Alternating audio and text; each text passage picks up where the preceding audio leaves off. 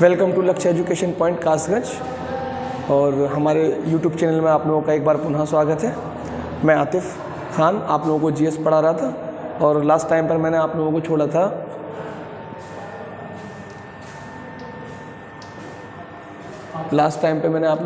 था वैदिक काल में। हम लोगों ने वैदिक काल कंप्लीट कर लिया था। आज हम उसके आगे की चीज़ों को देखेंगे कि कैसे कैसे जो उत्तर वैदिक काल में आर्यों का पतन हुआ और आर्यों के पतन के बाद जो आर्य लोग थे, वो जो उत्तर वैदिक काल में आर्य थे और आर्यों का हमने देखा कि धीरे धीरे आर्यों का पतन होने लगा। और जैसा कि मैंने आप लोगों को बताया था कि जो जन शब्द था जिसकी चर्चा 275 बार मिलती है, ये जन शब्द समाप्त होने लगा और जनपद शब्द अस्तित्व में आना क्या हो गया, प्रारंभ हो गया। आप ये कह सकते हो कि उत्तर वैदिक काल में जो समाज था वैदिक सभ्यता का, वो पतन की ओर चला गया और कई अपने अपने जनपद बनने लगे और आगे चलकर संपूर्ण भारत 16 महाजनपदों के रूप में विभक्त हो गया।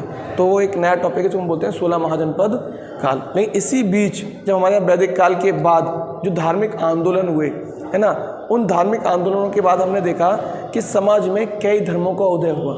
ऐसे करके मान लो कि लगभग आज का हमारा जो टॉपिक भी यही है, 6th सेंचुरी BC। क्या है आज का टॉपिक है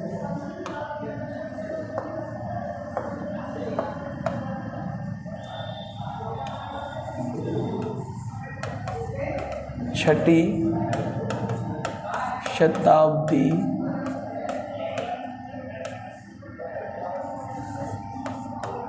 ईसा पूर्व, या आप कह सकते हो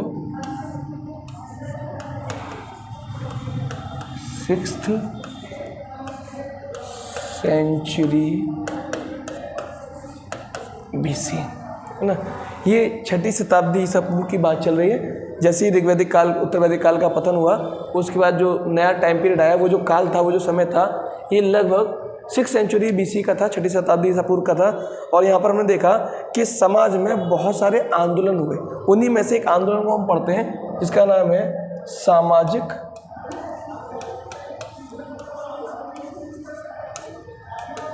और आर्थिक।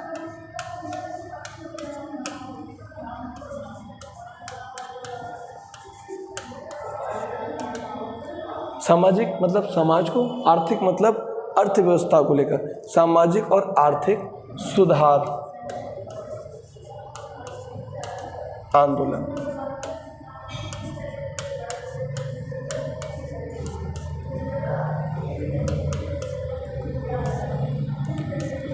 यानी हम ये कह सकते हैं कि ये जो 6th सेंचुरी BC का टाइम पीरियड था, इस छठी शताब्दी ईसा पूर्व तक जाते जाते हमारे यहाँ भारत में सामाजिक और आर्थिक बहुत सारे सुधार आंदोलन होना शुरू हो गए।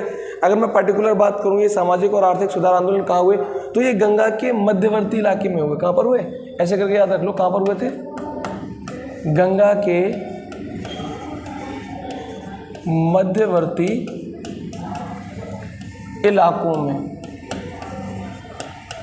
या आप कह सकते हो क्षेत्रों में।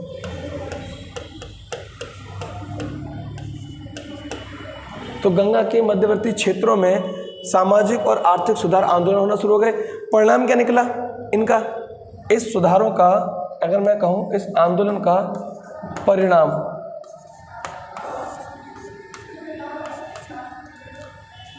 तो इसका परिणाम ये निकला कि भारत में लगभग इन आंदोलनों के दौरान 62 टाइप के नए संप्रदायों का उदय हो गया। आप कह सकते हो 62 नए संप्रदायों का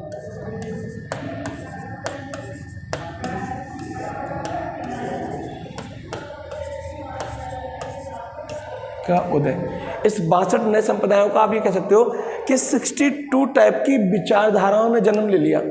या मैं कहूँ कि हमारे जो धर्म था, हमारा जो वैदिक सभ्यता का कल्चर था, उस धर्म के, उस कल्चर के विरोध में 62 नए कल्चर्स आ गए, 62 नई विचारधाराएं आ गई। क्या आ गई, 62 नई विचारधाराएं।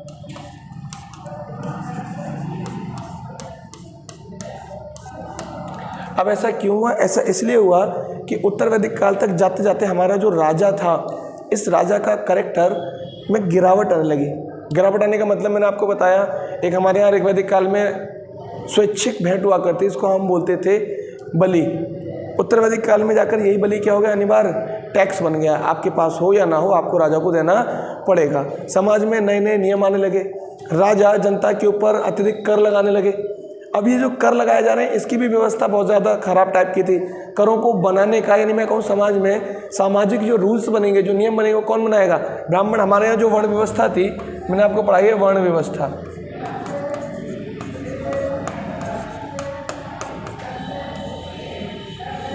आप लोग जानते हो वर्ण व्यवस्था के अंतर्गत 4 वर्णों को लिया जाता है। एक होता है ब्राह्मण,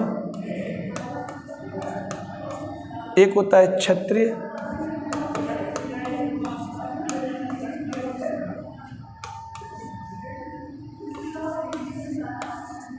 एक होता है वैश्य और चौथा वर्ग होता है शूद्र।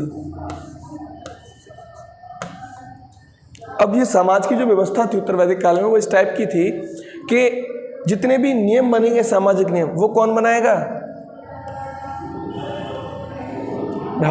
ब्राह्मण वर्ग बनाएगा। इसी का काम है समाज में नियमों को, उपनियमों को, सबको बनाना और बनाने का संचालित करना। इस पूरे समाज की जो सुरक्षा की जिम्मेदारी है वो किस पर है, क्षत्रिय वर्ग पर।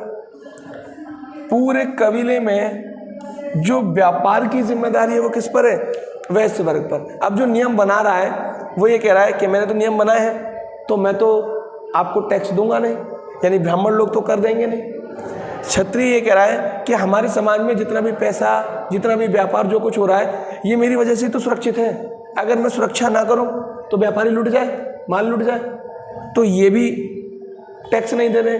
टैक्सेस कौन दे रहे हैं, वैश्य वर्ग। यही कमाएगा, यही राजस्व भरेगा, यही टैक्स भरेगा। शूद्र वर्ग ये तो सेवक है, इसके पास तो वैसे कुछ नहीं है।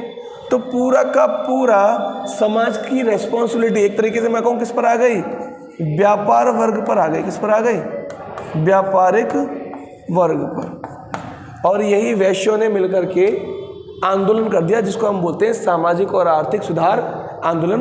उन लोगों ने कहा हम ऐसी व्यवस्था को नहीं मानते जिस व्यवस्था में हम ही टैक्स दें, हम ही कमाएं और पूरे समाज की जिम्मेदारी हमारे ऊपर हो, बाकी 3 वर्ग बैठ करके समाज में आराम करें।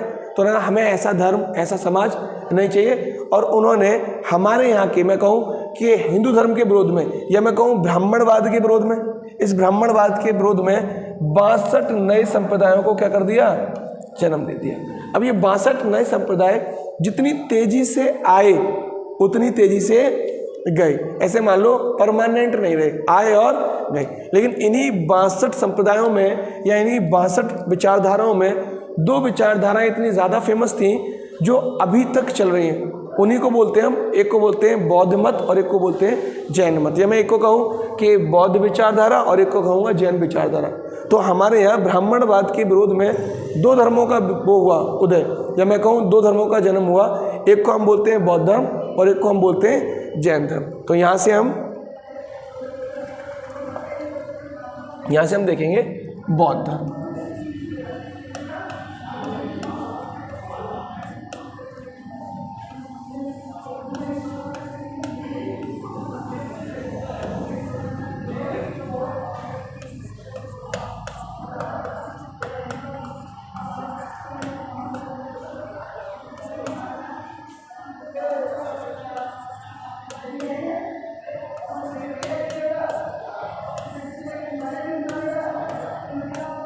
और बौद्ध धर्म के संस्थापक कौन थे, बौद्ध धर्म के संस्थापक थे महात्मा बुद्ध। तो ऐसे हम अभी बौद्ध धर्म के बारे में अध्ययन करेंगे, उसके बाद हम जैन धर्म को देखेंगे और उसके बाद हम अपने उसी टॉपिक पर आ जाएंगे जो वैदिक काल के बाद मैंने देखा कि जन शब्द जनपद में बदल गया और नए 16 जनपद अस्तित्व में आ गए। तो उन्हीं 16 जनपदों में बौद्ध धर्म का भी प्रचार होगा, उन्हीं 16 जनपदों में जैन धर्म का भी प्रचार होगा। तो अभी हम देख ले रहे हैं कि बौद्ध धर्म जो था इसके प्रवर्तक थे महात्मा बुद्ध। इनका जन्म हुआ था 563 ईसा पूर्व। अगर मैं जन्म की बात करूं तो जन्म कब हुआ था,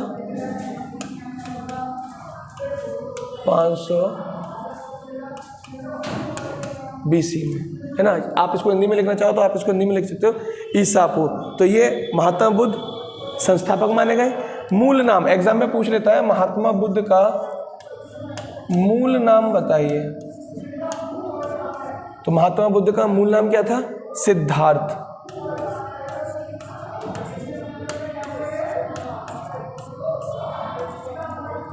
सिद्धार्थ। इसके अलावा इनके कुछ अन्य नाम भी थे, अन्य नाम भी देख ले रहे हैं। महात्मा बुद्ध के अन्य नाम,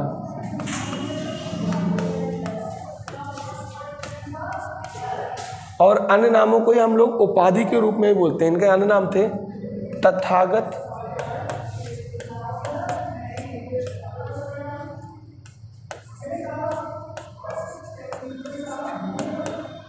शाक्य मुनि, शाइस्ता, ये इनके अन्य नामों में आते हैं। इनका नाम तथागत भी था, इनका शाक्य मुनि भी था, इनको शास्ता भी कहा गया। और इनका जन्म, अगर मैं बात करूं इनका जन्म, तो जन्म मैंने अभी आपको बताया कि इनका जो जन्म हुआ था वो 563 ईसा पूर्व में हुआ था। लेकिन एग्जाम में क्वेश्चन ऐसे पूछता है महात्मा बुद्ध का जन्म कहाँ पर हुआ था, तो इनका जन्म नेपाल की तराई में स्थित, कहाँ पर हुआ था? नेपाल की तराई, नेपाल की तराई में स्थित कपिलवस्तु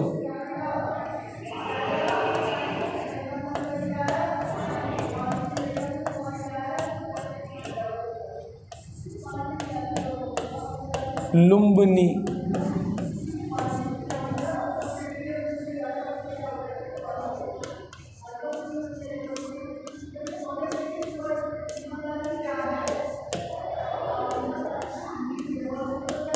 तो इनका जन्म 563 ईसा पूर्व में नेपाल की तराई में स्थित कपिलवस्तु के लुम्बिनी नामक स्थान पर हुआ था। यह मैं कहूँ लुम्बिनी नामक गांव में हुआ था। इनके पिता का क्या नाम था, पूरा इसी में देखते हुए चल रहे हैं। पिता का नाम तो हम देख ले रहे हैं, इनकी पिता का नाम,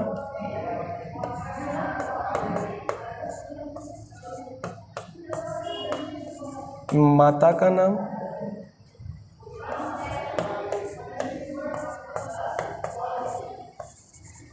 मौसी का नाम,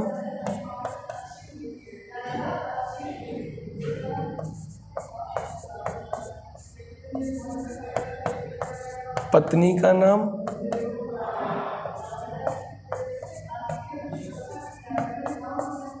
पुत्र का नाम।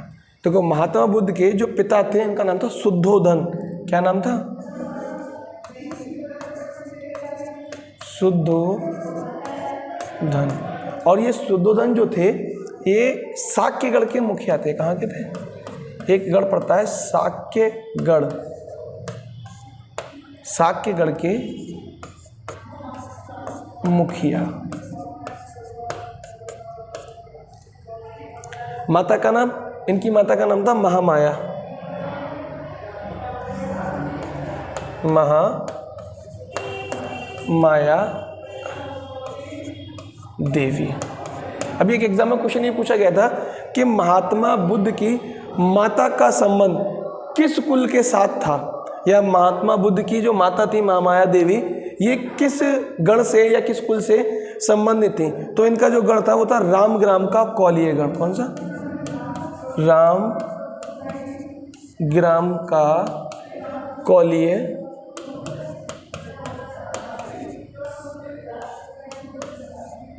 गण, ये इससे संबंधित थी। और ये इंपॉर्टेंट क्वेश्चन भी बन जाता है, यहाँ से आपसे कभी भी पूछ लेगा कि महात्मा बुद्ध की जो माता थी जिनका नाम महामाया देवी था ये किस कुल से थी, तो आप बताओगे रामग्राम के कौलियगढ़ से। इनकी मौसी प्रजापति गौतमी, क्या नाम था इनकी मौसी का? प्रजापति गौतमी।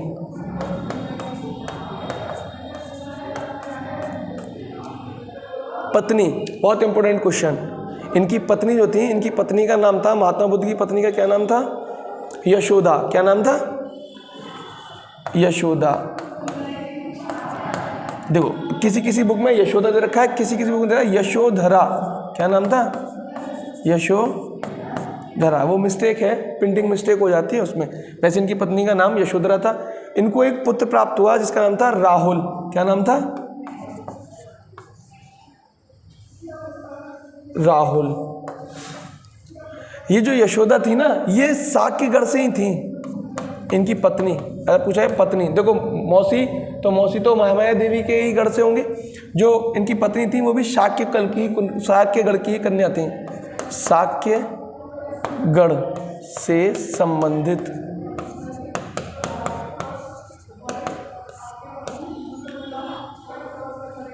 और ये जो पुत्र था ना राहुल, इसी के उत्पन्न होने पर महात्मा बुद्ध ने कहा था तत्पर एक और बंधन।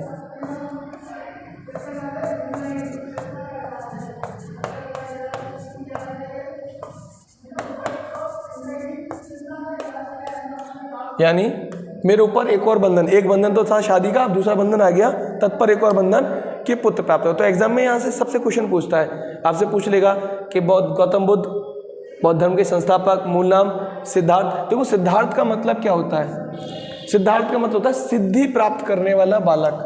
क्या होता है सिद्धार्थ का मतलब? सिद्धि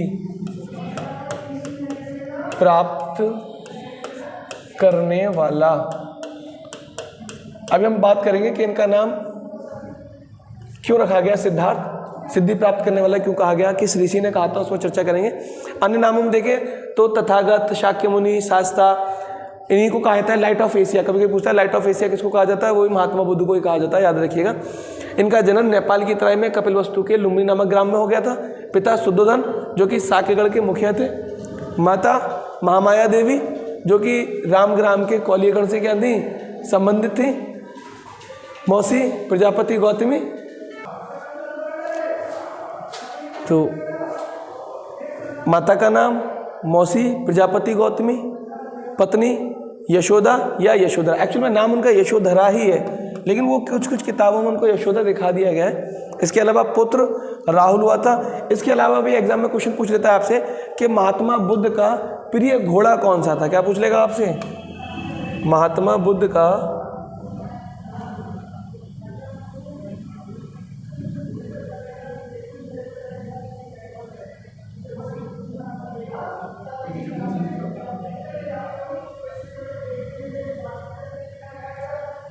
प्रिय घोड़ा, तो अगर हम प्रिय घोड़े की बात करें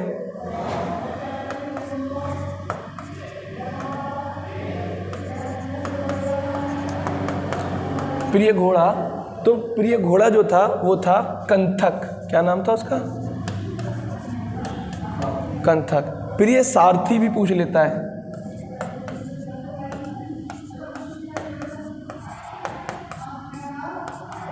देखो सारथी बोलते हैं रथ चलाने वाले को, होता है सारथी। तो प्रिय सारथी था छंदक। क्या नाम था? छंदक, अथवा जो बोलते चन्ना।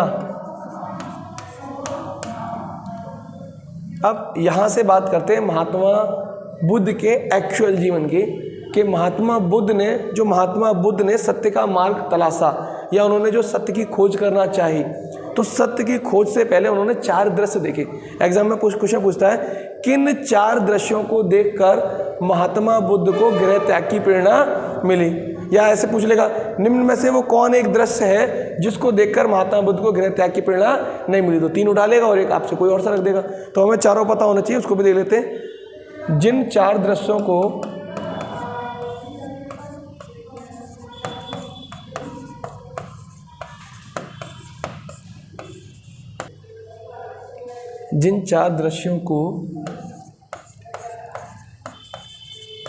देखकर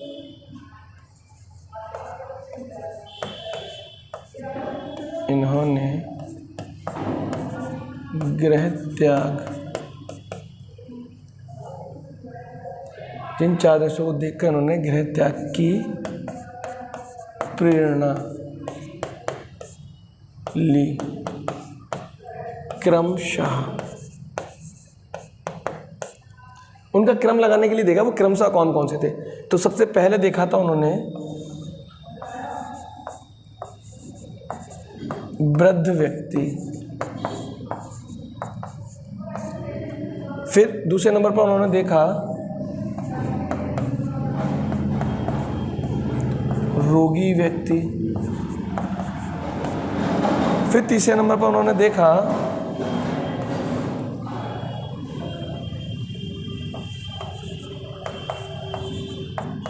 व्यक्ति का शव, या आप इसी को कह सकते हो मृत व्यक्ति। क्या कह सकते हो?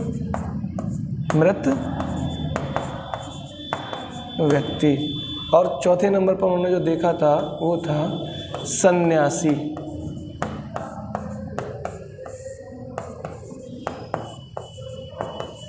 व्यक्ति। चलो अब महात्मा बुद्ध के जीवन को स्टार्ट कर लेते हैं कि महात्मा बुद्ध का जो जीवन था, देखो महात्मा बुद्ध का जब जन्म हुआ था 563 में नेपाल की तराई में स्थित लुम्बिनी में, कपिलवस्तु के लुम्बिनी नामक स्थान पर। तो इनके जो पिता थे शाक्यगढ़ के मुखिया शुद्धोधन, उन्होंने बहुत भव्य समारोह रखा, पुत्र रत्न प्राप्त हुआ, खुशियाँ मनाई ना। तो उस समय के जो भी ऋषि थे, जो संत महात्मा थे, मैं कहूँ एक्चुअल जितने लोग थे, सबको बुलाया। तो उन्होंने कहा कि बड़े से बड़े ऋषि को बुलाओ और वो मेरे पुत्र को देखकर उसको आशीर्वाद दे दीर्घायु के लिए, है ना, और मुझे बताए कि मेरा बच्चे के बारे में भविष्यवाणी करे कि ये क्या करेगा, क्या बनेगा आगे चलकर। तो उस समय एक फेमस ऋषि थे जिनका नाम था, ब्राह्मण ऋषि थे। कौन से ऋषि थे? ब्राह्मण कौंडिन्य ऋषि।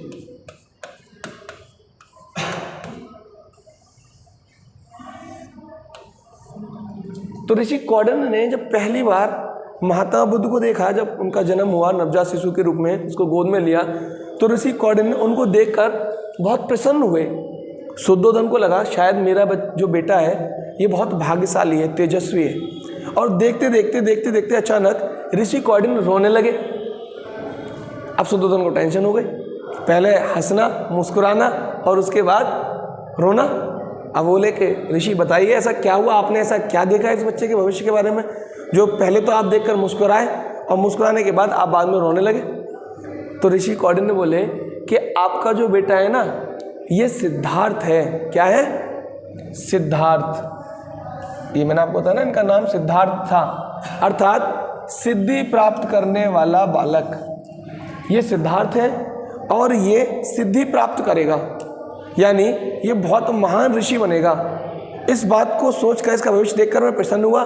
लेकिन जब ये सिद्धि प्राप्त करेगा और बहुत महान ऋषि बनेगा, उस समय मैं नहीं होऊंगा। इस बात को लेकर मैं दुखी हूँ कि मैं उस समय यहाँ से जा चुका हूँगा, इस संसार में मैं नहीं होऊंगा। लेकिन शुद्धोधन ये बोले, जो शुद्धोधन थे राजा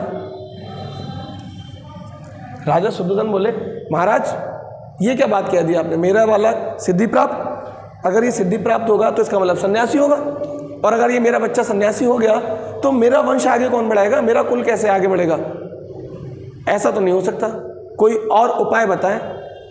तो ऋषि कौंडिन्य बोले कि इसके तेज को देखकर सिर्फ दो ही भविष्यवाणी है, या तो आपका बच्चा सिद्धि प्राप्त करेगा और सिद्धार्थ बनेगा, या फिर ये बड़े होकर बहुत महान राजा बनेगा, चक्रवर्ती राजा। कैसा राजा बनेगा?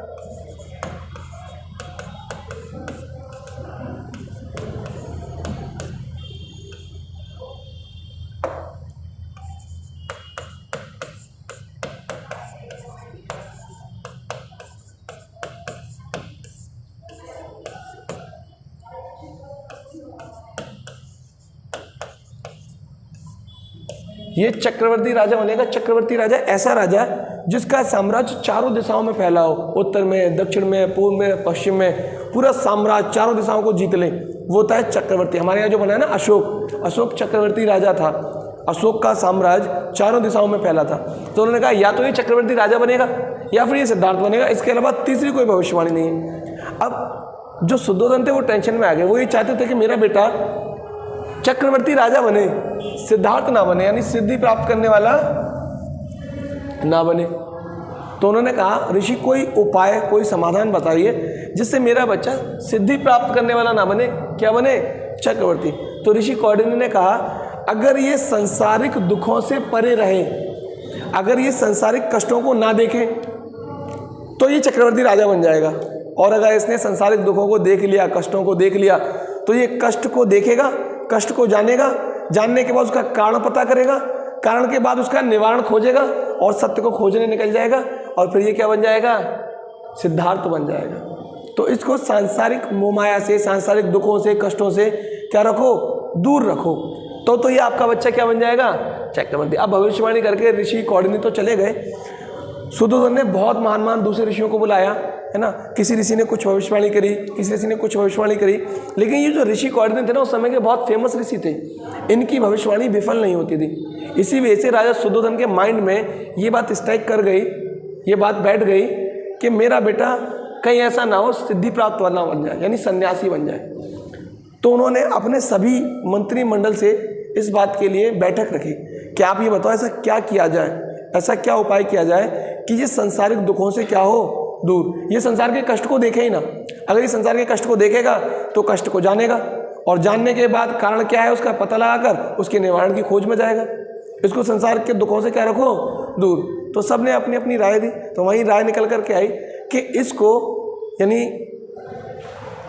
सिद्धार्थ को एक अलग जगह शिफ्ट किया जाए, एक ऐसी जगह कि जहाँ पर कोई दुख ना हो, जहाँ पर कोई कष्ट ना हो, संसार के कोई भी दुख, कोई भी बात संसारिक इसके कानों में ना पड़े। तो इसके लिए एक भव्य महल बनवाएगा, स्वर्ग ऐसे मान लो। पृथ्वी पर पहली बार स्वर्ग का निर्माण करवाया किसके द्वारा? इनके पिता शुद्धोधन के द्वारा। अच्छा, बचपन से ही, बाल्यकाल से ही सिद्धार्थ जो थे वो बहुत चिंतनशील थे, ज़्यादा बात नहीं करते थे, हमेशा चिंतन में लगे रहते थे, शांत स्वभाव के थे। तो उनको बहुत ज़्यादा डर रहता था शुद्धोधन को। तो उन्होंने कहा इसके लिए स्वर्ग बनवाया जाए। स्वर्ग बनवाया गया। स्वर्ग आप जानते हैं, स्वर्ग के बारे में आपने धर्म ग्रंथों में पढ़ा होगा। जैसे इस्लाम धर्म में बोलते हैं जन्नत, और जो हिंदू धर्म है उसके अनुसार होता है स्वर्ग, है ना। जो ईसाई लोग हैं उसी को बोलते हैं हेवन ना। ऐसे ही स्वर्ग नर्क हर एक धर्म में प्रावधान है। अच्छे कर्मों को करने के बाद आपको स्वर्ग मिलेगा, और यदि आप पाप करके गए हो तो आपको नर्क में डाला जाएगा, आपको सजा दी जाएगी। तो वही स्वर्ग शुद्धोधन ने पृथ्वी पर ही बनवा डाला। किसके लिए? सिद्धार्थ के लिए। स्वर्ग बनाया गया बहुत विशाल, इतना विशाल कि जहाँ तक सिद्धार्थ की नज़र जाए वहाँ तक वो ख़त्म ना हो, बाउंड्री ना हो उसकी। उसको स्वर्ग की तरह सजाया गया, डेकोरेट किया गया। उसमें स्वर्ग की तरह अप्सराएं बुलाई गई ना। हमारे पृथ्वी लोक पर भी तो अप्सराएं आई हैं, जैसे उर्वशी की कहानी आपने पढ़ी होगी। उर्वशी एक स्वर्ग की अप्सरा ही थी जो इंद्र की सभा में नृत्य किया करती थी। तो ऐसे उन्होंने भी स्वर्ग की अप्सराएं विश्व में, या मैं कहूँ जहाँ जहाँ सुंदर बालाएं थीं उन सबको अप्सराओं की तरह रोल प्ले करके उन्होंने अपने स्वर्ग में क्या करा दिया, एंट्री दे दी, जिससे जो सिद्धार्थ हैं ये बड़े हो तो ये सुंदर सुंदर बालाओं के साथ बैठें, खेलें, खाएं, पिएं, आनंद लें। इनके हृदय में कोई सांसारिक दुख ना आए, क्योंकि अगर इनको कोई कष्ट पहुंचा, कोई दुख पहुंचा तो फिर ये इस कष्ट का कारण पता लगाएंगे, और कारण पता लगाने के बाद उसके निवारण की खोज में चले जाएंगे। सब कुछ ठीक ठाक चल रहा है, सिद्धार्थ बड़े हो रहे हैं। सिद्धार्थ छोटे ही थे, अभी ज़्यादा आयु नहीं थी, 16 वर्ष। कितनी आयु थी इनकी अभी सिद्धार्थ की? मात्र 16 वर्ष। 16 वर्ष की आयु में इनका विवाह करा दिया गया महामाया देवी की, साक्यगढ़ की कन्या यशोधरा के साथ। किसके साथ करा दिया गया? यशोधरा। यानी राजा शुद्धोधन ने अपने ही गढ़ में, अपने ही कुल में, साक्यगढ़ में एक कन्या देखी यशोधरा, और उस यशोधरा के साथ 16 वर्ष की अवस्था में सिद्धार्थ का क्या करा दिया? विवाह। ये विवाह इसलिए कराया गया कि सिद्धार्थ सन्यासी ना बने, ऋषि कौंडिन्य की भविष्यवाणी क्या हो जाए, विफल हो जाए। और उन्होंने शादी करा दी। अब शुद्धोधन ने चैन की सांस ली कि हाँ अब ये सन्यासी नहीं होगा, अब तो गृहस्थ जीवन में प्रवेश कर गया। हालांकि वैदिक काल में मैंने आप लोगों को बताया था कि गृहस्थ आश्रम की जो अवधि थी वो 25 से 50 के बीच थी, और यहाँ ब्रह्मचार अवस्था में ही, ब्रह्मचार आश्रम में ही शुद्धोधन ने अपने पुत्र सिद्धार्थ का विवाह करा दिया यशोधरा के साथ, अपने ही कुल की एक कन्या के साथ। शादी हो गई। माता बुद्ध बोले बंधन। क्या हो गया ये? बंधन। शादी के कुछ समय पश्चात उनको एक पुत्र रत्न प्राप्त हुआ जिसका नाम क्या था? राहुल। और उन्होंने कहा तत्पर एक और बंधन। अब शुद्धोधन को लगा कि अब मेरा पुत्र सिद्धार्थ अब सन्यासी नहीं बनेगा, अब तो ये गृहस्थ जीवन में प्रवेश कर गया। लेकिन माइंड में बात तो थी ऋषि कौंडिन्य की। अब सिद्धार्थ जब और बड़े हुए तो सिद्धार्थ ने कहा पिताजी हम बाहर जाना चाहते हैं, ये जो स्वर्ग है हम इस स्वर्ग के बाहर की दुनिया देखना चाहते हैं। अब जैसे उन्होंने कहा बाहर की दुनिया, तो शुद्धोधन का माइंड खनक गया कि भाई ऋषि कौंडिन्य की भविष्यवाणी सही हो जाएगी, क्योंककि बाहर जाएंगे समाज में तो समाज में तो बहुत सारे दुख हैं। समाज तो एक तरीके से मानो कि दुखों का, संसार तो दुखों का घर है। तो उन्होंने कहा आप बाहर जाके क्या करोगे, जैसा सब कुछ अंदर वैसा ही सब कुछ बाहर है।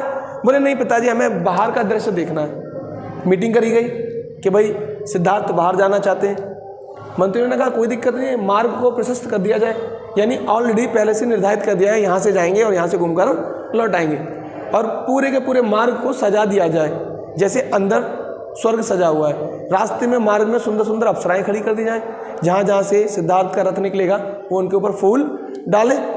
तो महात्मा बुद्ध अगर एक बार देखेंगे कहेंगे जैसा अंदर है वैसे बाहर है, फिर ये दोबारा बाहर नहीं जाएंगे। तो मार्ग प्रशस्त कर दिया गया, अनाउंस कर दिया गया और सारे मार्ग को डेकोरेट कर दिया गया जब पहली बार महात्मा बुद्ध बाहर निकले।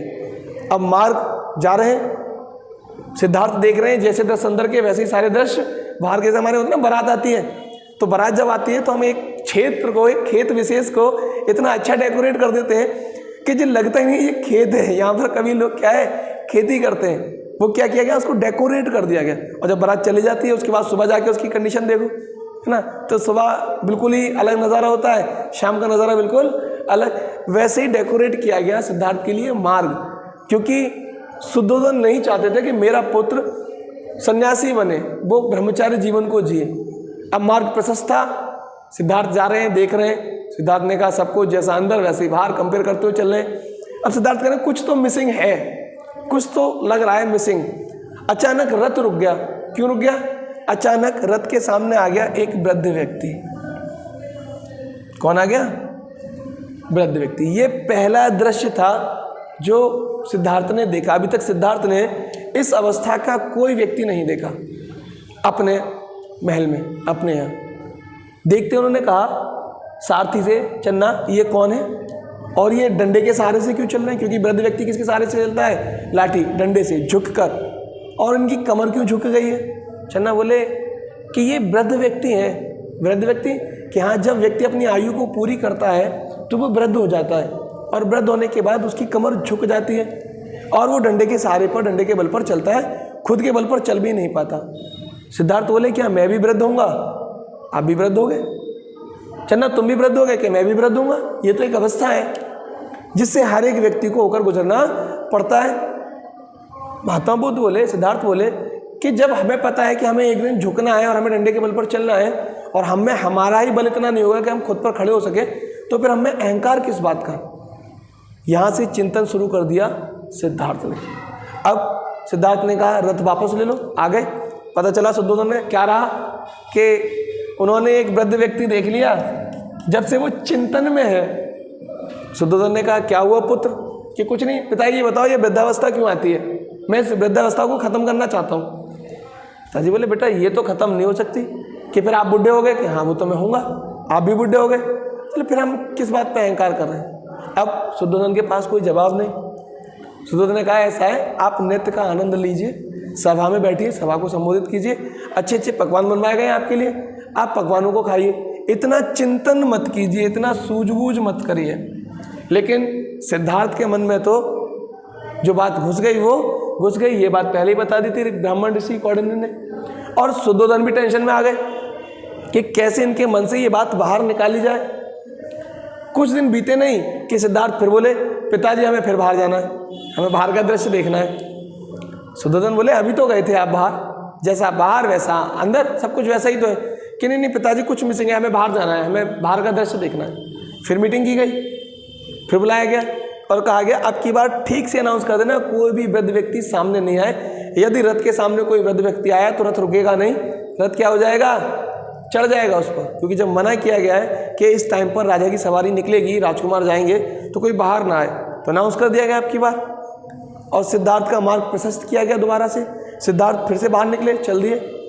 अब मार्ग प्रशस्त है, उसी मार्ग पर जाना है और दूसरी साइड से घूम करके लौट आना है। जैसे बारात चढ़ती है ना गांव में, इधर से चढ़ेगी और उधर से घूम करके बारात घर में पहुंच जाएगी, दावत खाएगी और फिर बाराती चले जाएंगे। ऐसे ही महात्मा बुद्ध या मैं कहूँ सिद्धार्थ का जो मार्ग है ऑलरेडी प्रशस्त है, किस किस रूट से जाना है। बीच रास्ते में सिद्धार्थ के कानों में एक आवाज़ आई, किसी के रोने की, किसी के चीखने की, चिल्लाने की। सिद्धार्थ बोले चन्ना ये आवाज़ कहाँ से आ रही है? मुझे इस आवाज़ की तरफ जाना है। अब मार्ग तो पहले से ऑलरेडी प्रशस्त है, लेकिन वो चन्ना को आदेश दे रहे हैं कि नहीं नहीं ये साउंड जहाँ से आ रहा है आप उस साउंड की तरफ मुझे ले चलो। चन्ना बोले कि नहीं नहीं महाराज हमें तो उधर से जाना है। बोले अगर आप नहीं जाओगे तो मैं खुद स्वयं चला जाऊँगा। तो मजबूरी में सारथी चन्ना को साउंड की साइड क्या करना पड़ा, रथ को ले जाना पड़ा। अब जो मार्ग प्रशस्त था वही तो डेकोरेट था। बाराती अगर भटक जाए, खेत में घुस जाए, तो फिर तो रोड थोड़ी है, वो तो अलग दृश्य होगा। और महात्मा बुद्ध ने बहुत बहुत विचित्र दृश्य देखना क्या किए शुरू, लेकिन उनका माइंड उस साउंड की तरफ ज़्यादा कॉन्सेंट्रेट था कि साउंड कहाँ से आ रहा है। जाकर एक दरवाजे पर वो आवाज़ पता चला कि इस दरवाजे के पीछे से आ रही है। सिद्धार्थ ने कहा चन्ना खोलो, खोला गया। और जब महात्मा बुद्ध ने अंदर देखा तो उन्हें अंदर दिखाई दिया एक रोगी व्यक्ति। कैसा व्यक्ति? रोगी। रोगी भी किस चीज़ का रोगी था? एक कुष्ठ रोगी था। इसको कुष्ठ रोग था और कुष्ठ रोग से शरीर में जो सड़ने गलने की प्रक्रिया हो जाती है, उस कुष्ठ रोग की वेदनाओं को वो व्यक्ति सहन नहीं कर पा रहा था। महात्मा बुद्ध सिद्धार्थ ने जब देखा, कहा चन्ना ये क्या है? कि महाराज ये एक कुष्ठ रोगी है और इसके रोग से इसको जो वेदनाएं हो रही हैं, जो पीड़ा हो रही है, इस पीड़ा को ये सहन नहीं कर पा रहा, इसकी वजह से ये चीख रहा है, चिल्ला रहा है। कि ये रोग क्या होता है? क्योंकि सिद्धार्थ ने अभी तक किसी को रोग के बारे में नहीं सुना। उनकी लाइफ तो लग्जरी लाइफ थी, मैं कहूँ एकदम से रॉयल लाइफ। वो कैसी लाइफ जी रहे थे? रॉयल लाइफ जी रहे थे।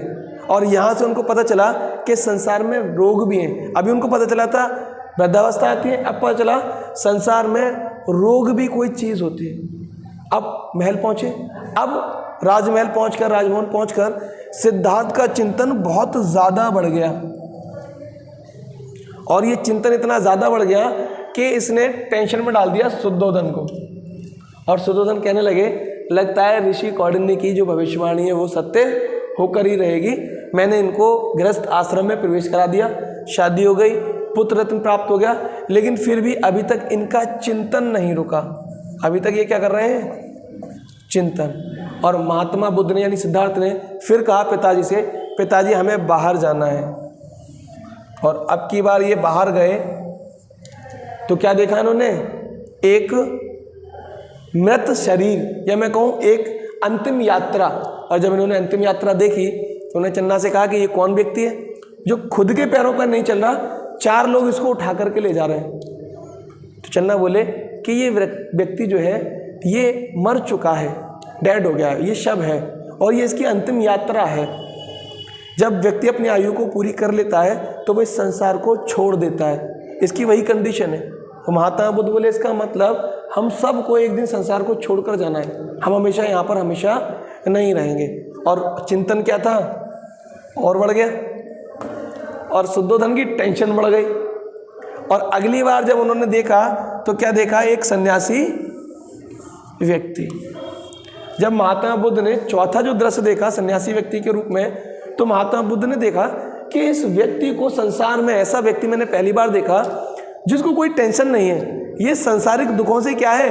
परे। संपूर्ण आकाश इसके लिए छत है, संपूर्ण पृथ्वी धरातल इसका घर है। कहीं भी रुक जाता है, कहीं भी खा लेता है, कहीं भी पी लेता है, कहीं भी सो जाता है, इसको कोई दुख नहीं है। यानी ये संसार के सभी दुखों से क्या है? फ्री, मुक्त। और असली जीवन का आनंद यही व्यक्ति ले रहा है। तो महात्मा बुद्ध ने कहा एक्चुअल में शायद सही रास्ता संन्यास है। और यहीं से महात्मा बुद्ध को इन 4 दृश्यों को देखकर गृह त्याग की प्रेरणा मिली। और महात्मा बुद्ध ने भी कहा कि अब मैं गृह त्याग करूंगा। तो एग्जाम में एक सीक्वेंस लगाने के लिए आता है, 4 दृश्य दे देगा, आगे पीछे कहेगा कि निम्न में से महात्मा बुद्ध ने जिन 4 दृश्यों को देखकर गृह त्याग की प्रेरणा ली उसको आरोही क्रम में या अवरोही क्रम में लगाइए। तो ये उसका सही सीक्वेंस है। पहले वृद्ध व्यक्ति, फिर रोगी व्यक्ति, फिर व्यक्ति का शव और उसके बाद सन्यासी व्यक्ति। और यहीं से महात्मा बुद्ध ने गृह त्याग की प्रेरणा लेकर 29 वर्ष की अवस्था में, कितने वर्ष की अवस्था में? 29 वर्ष। 29 वर्ष की अवस्था में महात्मा बुद्ध ने गृह त्याग कर दिया। बौद्ध साहित्यों में इस घटना को महाभिनिष्क्रमण की घटना कहा जाता है। क्या कहा जाता है? महाभिनिष्क्रमण। अब ये घर छोड़ेंगे और ये गुरुओं की तलाश में निकलेंगे। तो इसके आगे की बात करेंगे हम नेक्स्ट वीडियो में। और आप लोग वीडियो को पूरा देखें। मैंने आप लोगों से पहले भी कहा था कि वीडियो को प्लीज़ पूरा देखा करिए और अपने दोस्तों के साथ, मित्रों के साथ इसको शेयर भी किया करिए। चैनल को सब्सक्राइब कर लें जिन लोगों ने सब्सक्राइब नहीं किया है। और आप लोग लाइक भी नहीं करते हो, व्यूज़ तो बहुत ज़्यादा हो जाते हैं पर लाइक्स तो बढ़ते ही नहीं। तो आप लोगों से रिक्वेस्ट है, जब हम आपके लिए इतनी मेहनत कर रहे हैं तो आपके लिए कम से कम एक थंब तो बनता है कि आप लोग एक थंब करें, ठीक है। Okay, thank you.